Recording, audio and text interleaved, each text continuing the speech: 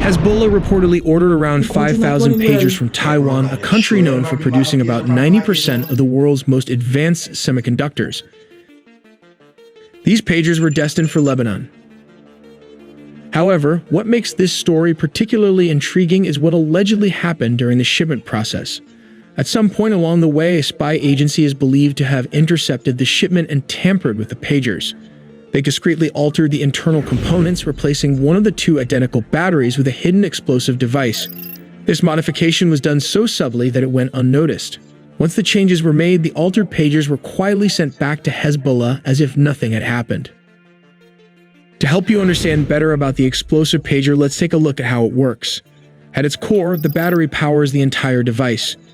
This is the speaker and emits audio alerts to notify the user of incoming messages. The motor adds a physical vibration alert, making the pager effective in silent mode.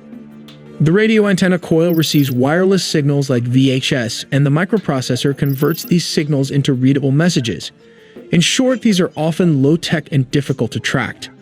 Inside a typical pager, you'll notice these components working together, particularly the batteries which power the device. Now, let's consider a hypothetical scenario. Imagine you're looking at two identical batteries inside the pager. Although this is speculative, if it were part of a spy agency, we might consider disguising one of the two identical batteries for a different purpose. One battery would provide the necessary power for the device, while the other could potentially serve as an explosive cleverly concealed within the pager. To expand on this theory, an alkaline AA battery weighs approximately 23 grams.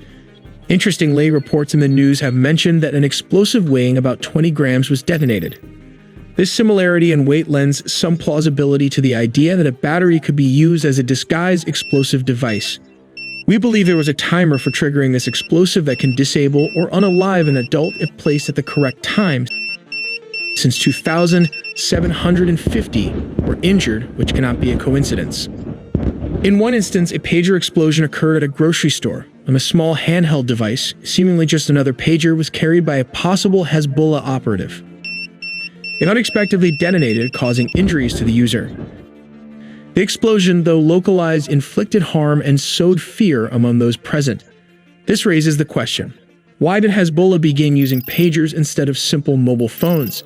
Well, it all started with the Farad Shikr bombings, better explained in the video ahead, after the October 7 attack and the Druza football field missile incident.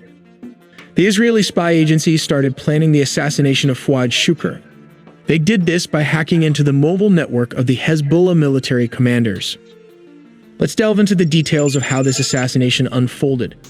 Southern Beirut, Lebanon serves as a stronghold for Hezbollah, where Fuad Shukr resided in a fortified 7-story building.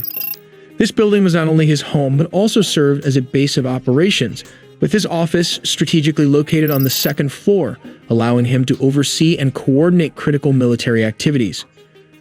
On the day of the assassination, Fuad Shukr was working in his office, likely engaged in the planning and communication that were vital to Hezbollah's operations. Unbeknownst to him, Israeli intelligence was closely monitoring his movements and communications. According to reports, Israeli intelligence managed to intercept a Hezbollah phone call, which played a crucial role in the assassination plot. The intercepted call was manipulated to deliver a false directive, instructing Fuad Shukr to return to his residence on the top floor of the same building. The urgency of the message was designed to make the commander believe it was a matter of immediate importance. This clever ruse was a deliberate attempt to isolate Fuad Shukr in a specific location, ensuring that the strike would be as effective as possible. The plan succeeded as soon as confirmation was received that the commander had entered his 7th-floor apartment. The final phase of the operation was set into motion. An aircraft, possibly an F-16, was dispatched to carry out the precision strike. Equipped with a laser-guided bomb, similar to the highly advanced Spice weapon, the aircraft locked onto the target. The free-fall guided weapon, traveled with pinpoint accuracy, was released and struck the building with devastating force, causing a massive explosion that obliterated the 7th floor and claimed the life of Fuad Shukr, injured a couple of residents living in it. But this doesn't even compare to the mystery of this assassination in the Iranian guest house. Who did it and how was it done? We will present you with 3 scenarios and let you, the audience, decide. One involves a bomb being planted in all 3 rooms and blew up possibly by a remote control. The second scenario describes alleged Mossad operative waiting until around 2 a.m. to launch a short-range missile at this part of the guest house. The third scenario involves using a stealth jet to hit the target, All these in the video ahead, so don't miss a beat.